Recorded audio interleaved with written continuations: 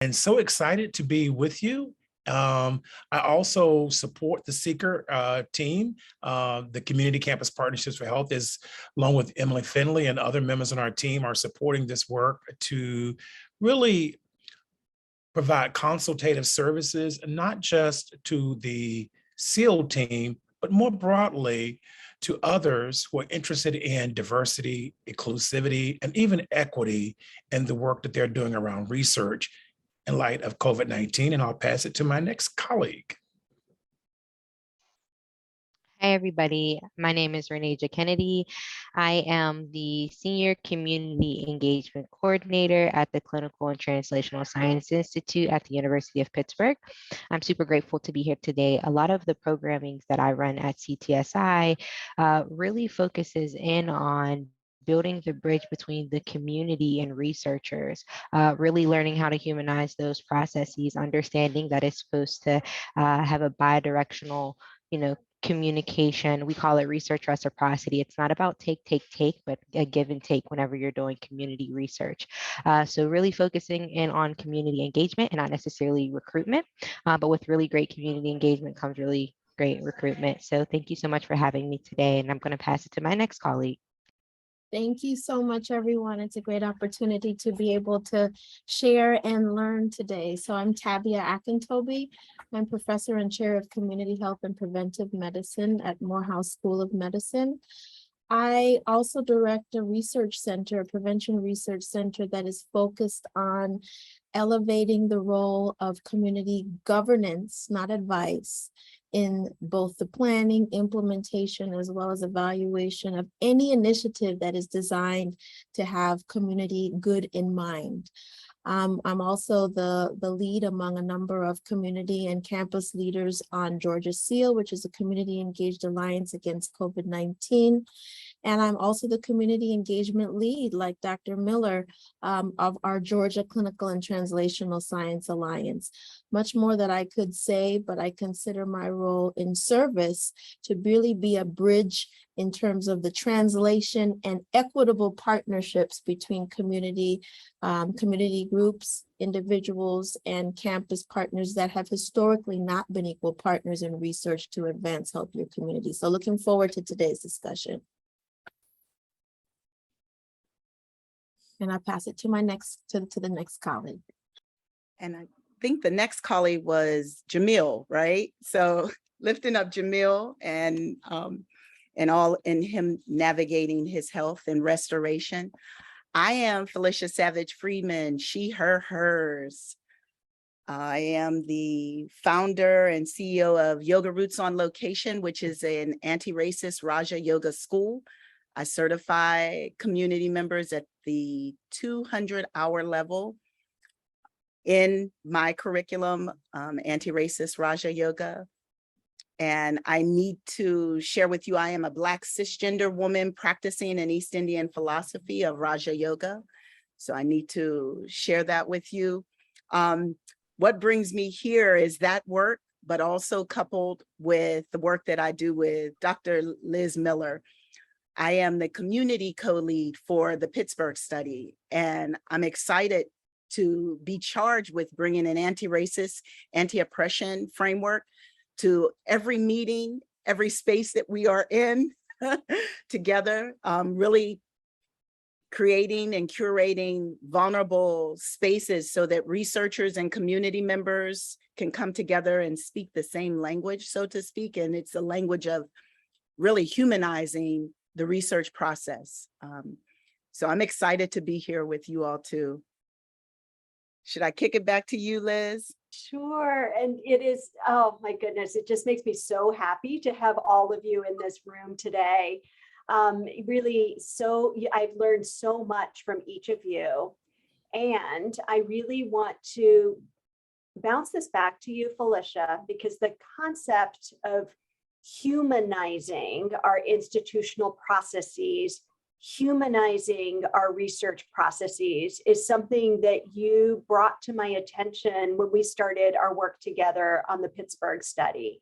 You know, the Pittsburgh study is an absolutely audacious initiative here in the Pittsburgh region to support and promote racial equity and child thriving for every child in our region. And to do so, we have brought unabashedly an anti-racist lens to this work and a relational healing approach to our work. And so my first question, right, is for this group discussion today, our learning together. When you hear the word humanizing the research participant journey, Felicia, kick us off, right? Get us started. What comes to mind with that notion of humanizing the research participant, the study participant's journey? Oh, this is powerful. Thank you all for this opportunity. Thank you, Liz.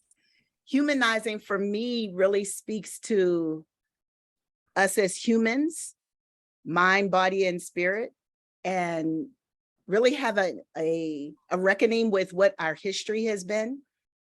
So looking back, like the Sankofa. So, the bird is looking back. So looking back at our history, what has gotten us to this point, honoring that we've embodied a whole lot of historical trauma, and that's for everyone. So that's Black folks, white passing folks, no matter what your socioeconomic status, we have all embodied this trauma, these traumas of oppression.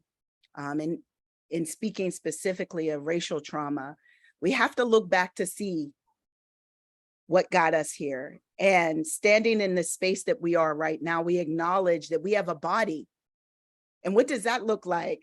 It looks like giving people space to go to the bathroom, to poop and pee when they need to, when they first feel the urge. Like that's the human body experience, and that's bringing it into our meetings. And having space for, and we're all, and Liz, we're all community members. So even the researchers or academicians, you have bodies, right? So acknowledging and leading with, yes, I have needs, I need to eat. I need to, go to the bathroom, those basic understandings of what it means to be in a human body. And what does that mean when we extend that grace? Because it's grace extended to ourselves that white supremacy culture generally has not acknowledged, right? And so it's extending that grace to ourselves. And when we do that with ourselves, we extend it to other people as well. And so that's the community at large, so that's the community grassroots organizing folks, as well as academicians and researchers. So it gives us permission for us to bring our human body. And in this still, this time where we're virtual, what does that look like, being in each other's homes? And, it means unabashedly eating.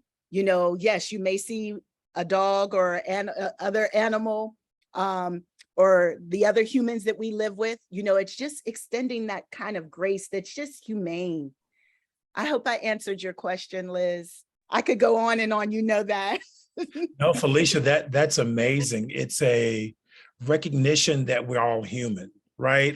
And that to me, to even have this discussion, the need to have it says something about our system, such that why have we not centered this idea of humanizing the research enterprise before now? Yes. And why has it taken, I think, a global reckoning with racism and classism and all the other isms, but also a global pandemic that has really served to me to equalize all of us. All of us have the same level of risk and at this moment. The other piece of this that I think is just so you just really beautifully, centered is the fact that this is also a journey, right? It's allowing ourselves the humanity and the space to acknowledge that we will not always get it right? We're going to make mistakes. We're going to falter. But we are on a journey. We are on a trajectory forward, but we also look back I love what's interesting is I love the Sankofa. I have actually a bracelet that has the Sankofa bird on it.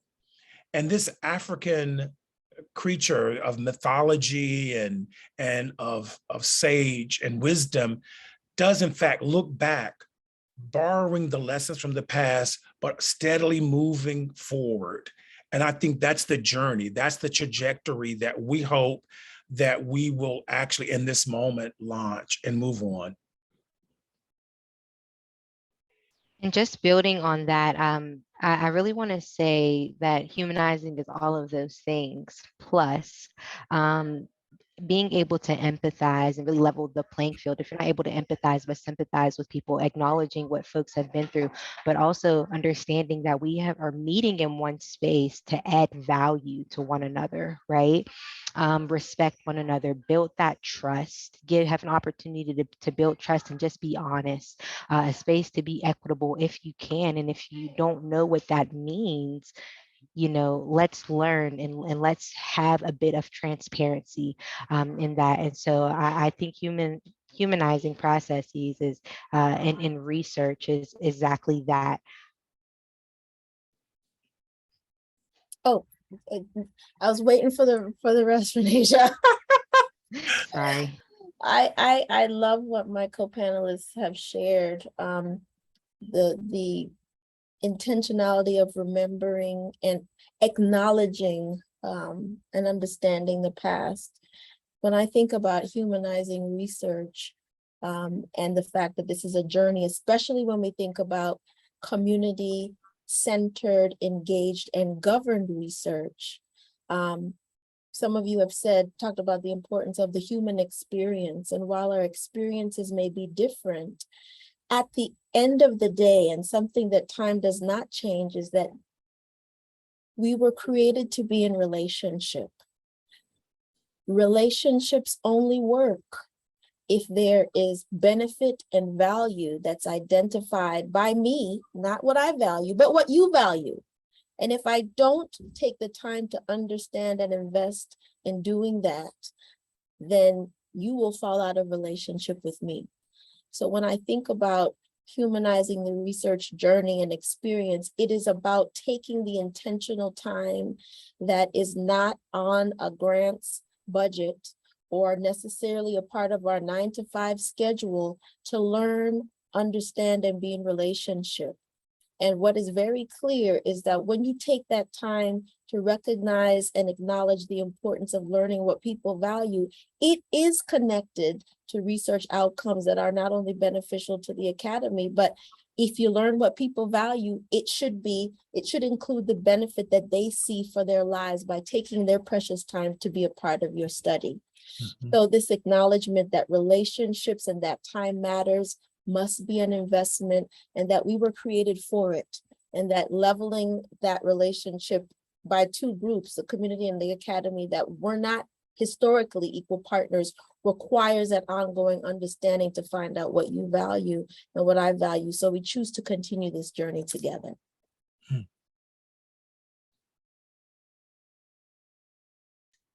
Dr. Akintobi, maybe keep going with that, right? Because part of what we've been trying to do is build this concept of inclusive participation, right? And you're underscoring, right, that relationship building and being very intentional about relationship building is so critical and is really at the core of inclusive participation. And I'm wondering what that term, when you hear inclusive participation, what comes to mind? Yeah, this whole notion of participation, I think, is one that we also need to unpack. And I think, folks who are in, academic institutions, Dr. Miller, we have the most learning and unlearning to do. Participation must and requires that it is not just about recruiting the right people and keeping them in the study. If we can't get past that, we will have made no progress. It is about a relationship and an acknowledgement of power differentials, such that from the beginning, ideally, inclusive participation requires us flipping the script such that community and patient leaders are actually a part of the planning and implementation and evaluation of the work. So it's not about, as one of my partners in Good and Community said, it's not just about community coming in and populating the room or choosing the color of the paint in the house.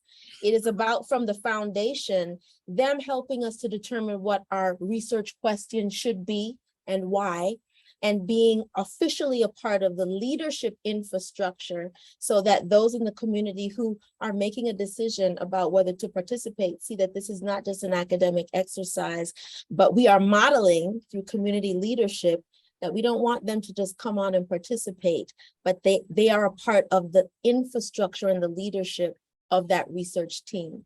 And so inclusive participation requires that those teams of us who are developing the project or the program have community leaders and not just participants as a part of the governing thought process surrounding what the research should look like. They will be more likely to participate if they see that we are inclusive in the leadership of the project. Yeah, I definitely agree with that. With doing our community work at CTSI, we really try to teach investigators that it's so important to do research with the community, not on the community, because there's a huge difference between observing and actually being a part of, right? And people bring different types of lived experiences that they can share. And so and also understanding that people don't fit into certain categories. It's very cross-sectional, right? Like you have an identity and it can be made up of whatever you would like it to be made up of. And so I think of inclusivity of being able to self-identify, to say, here's my perspective today, and tomorrow it may be completely different depending on what I'm going through at that moment. I may decide to be Reneja today, but tomorrow I would like to be Bill, and that's completely fine. And how do we do that? How do we, like, we are chameleons, right? We should be able to bring that to the table, and understand that it's very cross-sectional, and that we don't fit into any specific categories. So that's what inclusivity is to me. Alan, you want to go? No, Felicia, I want you to go first. I want to hear it. Come on, bring it. Oh, Bring it. well, I'll do my best. When I think of, because the beauty of the Pittsburgh study for me is that Liz is the clinical co-lead and I'm the community co-lead. So just from the start, in terms of us stepping into a room, so to speak, and not to be ableist or coming into a room, there's a sense, and that's in all of our cross-cutting cohorts as well as our age cohorts. And so we have a clinical person, that is a co-lead, and the community co-lead. So when we're looking at the Pittsburgh study, that's that intersection, or where the twain shall meet, is where we really get a lot of this undoing internalized oppression done, is us being in the same room, hearing the same conversations, being able to bring our full selves to those spaces. And that means, if we're navigating something in our own personal lives, we're able to bring that in and be really honest. Again, I believe that is the intersection of us really humanizing this process. But from the door, us having, the community side and the clinical side in terms of the leadership, and that we hold a special level of accountability to each other that I've not experienced and I've worked in Pittsburgh. I'm 58, self-disclose, for over 40 years under grants, and so to have this level of community and researcher on purpose with an intentionality to be honest, is just, it's beautiful. It's hard work though. You know, we could talk about being inclusive, right? But when we have folks coming from such different cultural backgrounds, you know, it's really hard work, and there needs to be time that's spent. You know, we're not rushing through those uncomfortable conversations. We're not breezing over them, but we're able to hold each other accountable to stay in this and struggle together through these moments that can be really uncomfortable. That's my 2 cents. Alan, to you. Yeah, no. All of this is just making me perhaps rethink some ideas around inclusivity. And this conversation is surfacing for me this idea of being, we talk about in community campus partnerships for health, authentic partnerships. But today I'm thinking about authentic self, like inclusivity. And Renasia, thank you for that, because it's like being able to bring into this space, this research space, all of my identities, all of who I am. That's the humanizing element of it. A lot of work now is focused on intersectionality, which is the complex identities that all of us have. Colleague Consuelo Wilkins at Vanderbilt University talks about inclusivity in terms of rurality, race, gender, class, language, all of these different variables that there may be. And I think for so long in the research enterprise, we have seen people as being very homogeneous, and we like that because it's easy. The analysis of that is very simple. So we can count the number of Black people, the number of Latinx, Hispanic, and all of that. It takes a lot more effort in the research enterprise to understand that I am African-American, male, cisgender, or I live in the South, I'm a Christian, I'm a Muslim, I'm a non-believing, you know, whatever that might be. That's much more complex.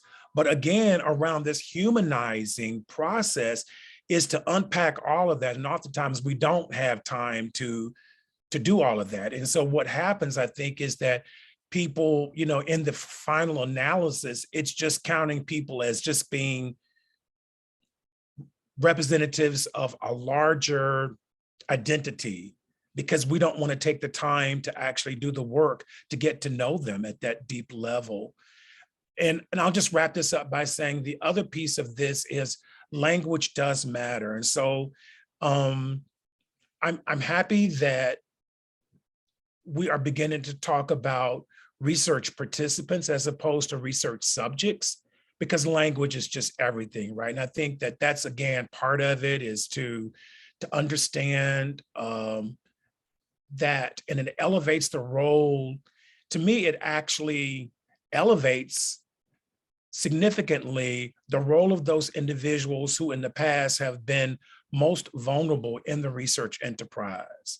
And it empowers them. The word empower may not be the best word, but it elevates and centers them as being really chief among all of the participants in this whole process. I mean, yes, we have statisticians and epidemiologists and all of that, but if we don't have the participants, we don't have anything. Liz, what are you thinking? Yeah, oh, I'm like taking all these notes as we're going. So, right, because Al, what you were just getting to is about the critical importance of centering the margins, right? People who have been made vulnerable, who have been marginalized, who have been oppressed, right? These are structural, right, political determinants of health, right, that have really contributed to reasons, right, that people are disconnected from research processes, not invited to participate, not, you know, all of these barriers, right? And Renasia, as you were talking about sort of the multiple identities that people hold, and that not all of us want to disclose our entire life story, right, at any one point. That's right. Where I'm going with this is that when we start to center the margins in our research processes, it also then becomes much more apparent that transportation barriers, language barriers, right? Like difficulty with even access to a computer, all of those things become actually so much more apparent. And what I actually had not even actually really processed until we're having this discussion today, the extent to which we require people to disclose all of these structural things that make it hard for them to participate in research, as opposed to what, you know, Dr. Akintobi and I are like, as those of us who hold the power and privilege in academic institutions, it is actually our obligation, right, to undo those structural inequities, right, and to really push to say that, right, is really our role in, you know, really inclusive, you know, inclusive discovery, inclusive science, right, together. No, Liz, I recall I was at an event. We were conducting a series of listening sessions, and the community, the lead of the project said to me, Al, you know, came to me and said, one of the participants needs gas money. Right? Like they said they had enough gas to get to the meeting, but they don't have enough gas to get home. Yeah. But what you're talking about is I mean, poor people have always had to self-disclose so much. That's what you're making me think about. Like, Yes, I've got to tell you all of my business, right? Like I have to tell you I don't have any gas money. I have to tell you that I had to ride 3 buses and that I have to stop by the grocery store. And people are, you know, I see, you know, Felicia's like going off. It's like the burden of disclosure. Yeah. And the burden of vulnerability is oftentimes placed on those who, like, why do I have to keep telling you my business?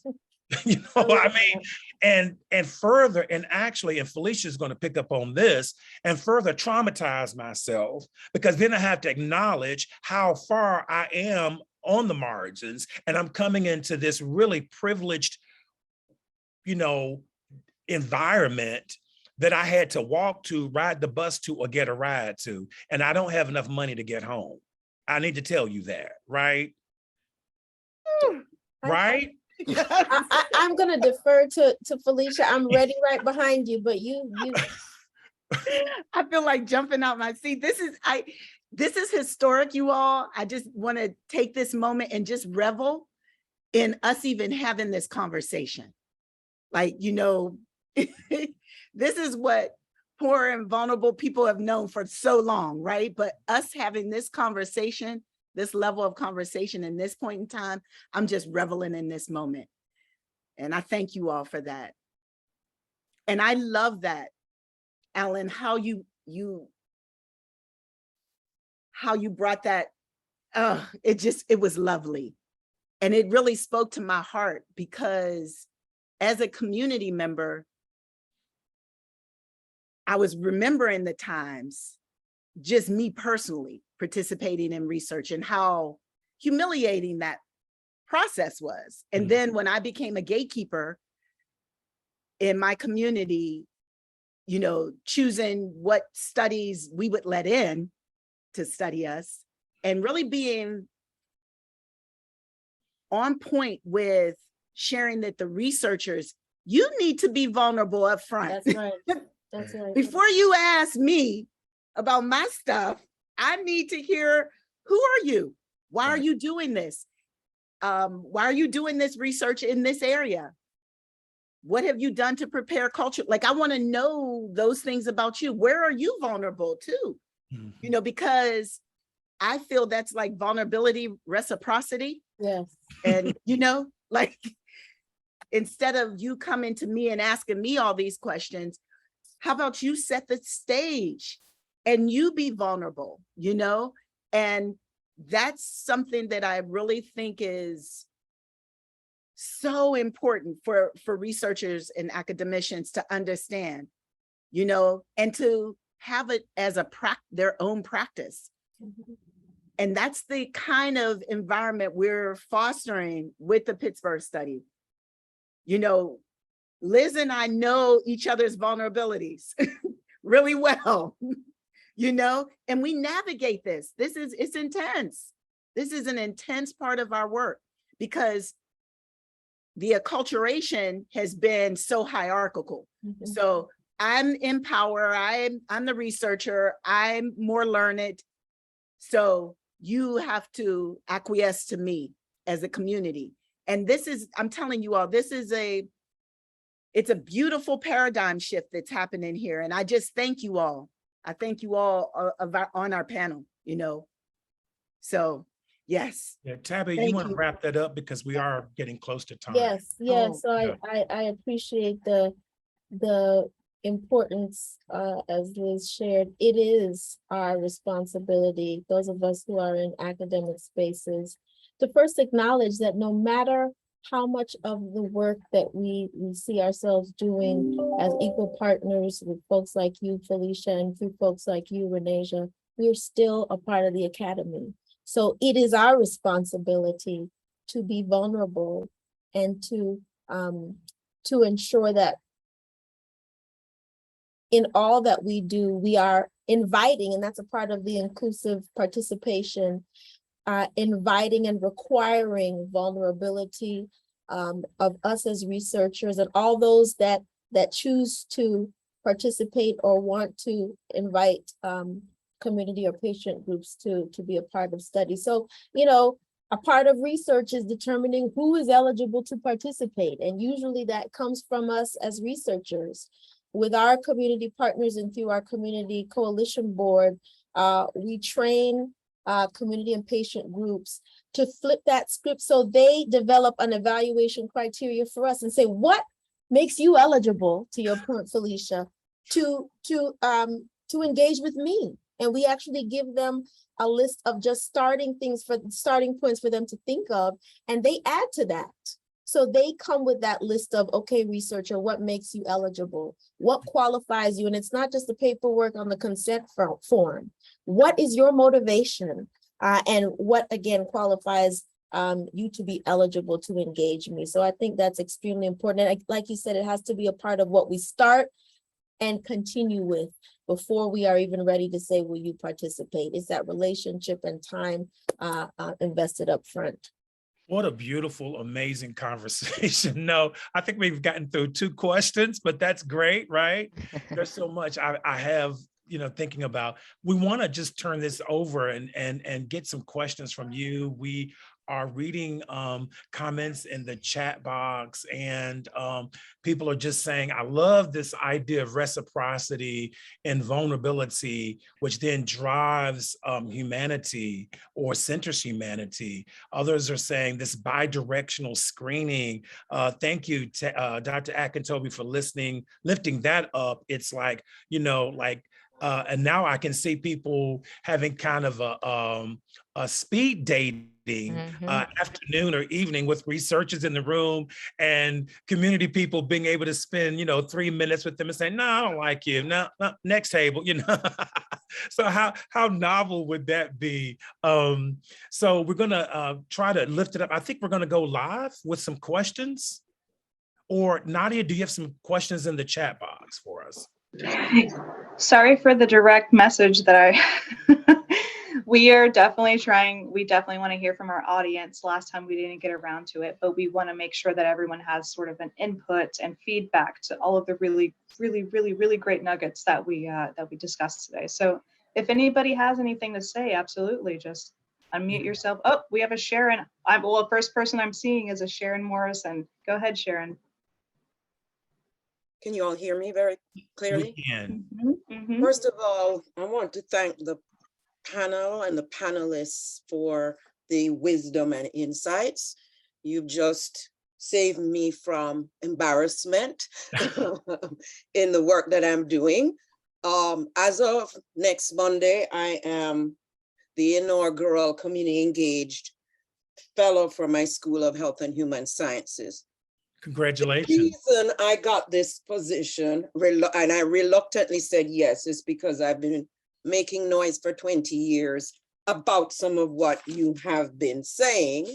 And after an equity audit, my words were recorded in a qualitative interview, and they were very strong. And I was determined to, after 20 years, I figured I could say whatever I want because I had suffered through a lot of this. So my question is, as I've written this all down, for someone who is now being tasked to come up with steps to put community engagement on the map of our research office, well, where do I start? Because these are conversations that people have shied away from or are secretly suffering. Scholars are secretly suffering. And I'm tasked with fixing this pervasive problem, which I cannot possibly do in a year or two. Where do I start when I sit down with my research director and say, we need to tackle this issue of reciprocity, because that's the biggest hindrance? Where do I start? And I thank you again. Thank you, Dr. Morrison. Liz, I would love to punt this off to you because of the work that you've done around reciprocity, and hear others. Well, and it's I'm like Felicia, I'm like getting a little bit tearful, right? Because this, having this kind of open conversation is absolutely historic and so critical. But it also comes from the fact that I've had the opportunity to learn, to listen, and to, hopefully grow, right? With Felicia, as you were saying, right? We've really worked through and like continued to just deepen our relationship. And how we position, as Dr. Morrison was saying, right, how we position our academic institutions to build trustworthiness, right? I'm so tired of blaming communities for being mistrustful. And it's so important for us to flip the script to what do we need to do as academic institutions steeped in white supremacy culture, right, to build our trustworthiness in the process. And I think that is really, Dr. Morrison, I'm just so delighted that you are in this position to be able to really help your institution on this pathway towards building trustworthiness.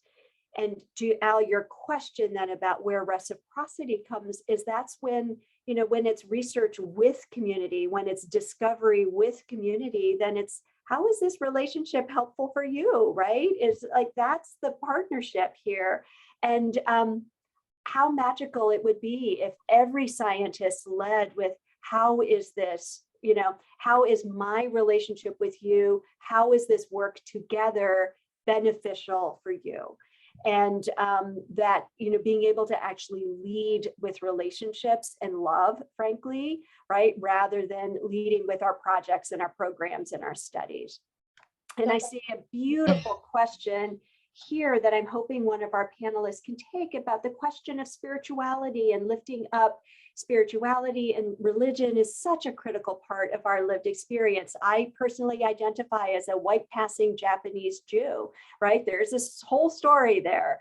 And where and how do we bring all of that magic of the tapestry of our identities into our work? I think a part of Alicia, Tabia? Yeah, a part of the invitation to a bit of what Renee shared is, inviting the opportunity for people to talk about how they identify beyond what you see. Frequently, we are judged, lead, and engaged based on what people may think they see. And so this whole notion of spirituality and vulnerability requires the invitation of what is it beyond the visible identity that someone values and wants to lift up. And frequently we expect that spirituality might be one of those elements. We typically talk about buckets of identity, whether it's geography, sexual identity, or orientation. But this area of spirituality requires us to really be more open to say, okay, who is it that represents, what is it that represents your identity, and really allow it to bubble up organically. And spirituality may or may not come up. But I think for all that we are thinking, we need to think about ways that we are not classifying people as being one or the other or the other. I was going to pass, but I like this one. And that is that the other piece of this is that it also acknowledges that I may want to bring my spirituality into this space. Like, I don't have to leave that at the door. So I'm thinking about researchers that say, you're going to do, I just have to talk in practical terms. We want to have a meeting at a Pentecostal church, but we don't want them to pray, right? Because I don't want to pray. I want to leave the room. Like the think about the ways in terms of hierarchical supremacy that gets played out. When I see the researcher who says, I will not participate in your practice of faith. All those things, like that could be highly offensive. And trust me, community people will notice and they will never forget that. At the same time, as Michael lifts up, is also recognizing that everyone may not choose to participate in those activities. So understanding where people are coming from is really very, very important to all of this work. This really gets back to humanizing, right? Like this takes us right back to where we started. It's like, if you don't recognize my humanity in its totality, including my spirituality, then you don't recognize me. You don't see me. You don't honor me. You don't value me. Something about that, right? I'm so challenged to think about this, and maybe and hopefully a different. I want Renee, in the few minutes that we have left, like 5 minutes. Felicia, y'all just take a few minutes to kind of lift up some additional points there. Yeah, no, if I can add, understanding that, because a lot of times whenever I speak with researchers, because a lot of the work that I do is consulting with researchers to say, how do I engage into the community? And a lot of time I ask them, have you looked around for faith-based ministries that has a health ministry within that space? And they're like, oh, well, I didn't think of that. And all it takes is for us to learn and understanding that it doesn't happen overnight. Give yourself some grace, but give yourself time to learn and really be there. What I can't give you is lived experience. What I could do is put you in a space, in a faith-based space, right, to learn, because any faith that you follow, you show them your interest, they're willing and open arms to teach you their ways and their values and what they've experienced. Granted, that may not be your ways and your values, but you have an opportunity to acknowledge that and experience that with them. And then understanding just one thing, because I know we only have a couple of minutes left. How long are you planning to stay? Because I want you to be there, right? In the beginning, before your research starts, during your research, after your research has ended. I want you to still be there, because it's about building those relationships. I'm sorry, I can't build a relationship just between your 9 to 5, right? I'm sorry, I can't just build a relationship during your grant period and then it's over. Like, absolutely not. So stick around, learn for sure. So Felicia, Oh, you got 1 minute. 1 minute. 1 minute, Yeah, Felicia. okay, for 1 minute. And what I'm thinking of is transactional versus transformational relationship building. And so transactional is that during the grant cycle, that's it. We don't see you anymore. But we're talking about authentic, transformational relationship building that takes time. And I'll trust you over time because I see you showing up time and time, month after month, year after year. And it's not just that transactional, what you want from me, but it's really about authentic relationship building, which goes to our motive. What's our motive even in the beginning for even stepping into this space? What's your motive? So us really having a self-reflection practice of really being honest with what our motive is for building relationship. That's all I have all these notes. I don't want, I want you all to end. I think we need to do this again. Yes, there's so much. Oh, I'm just incredibly grateful to all of you. And in our closing minute, I'm going to bounce this back to our amazing project coordinator, Nadia, to just share for our audience today what CEACR is. And, so there is a feedback link that I believe, Nadia, does that pop up after after we sign out? I'll drop it in the chat.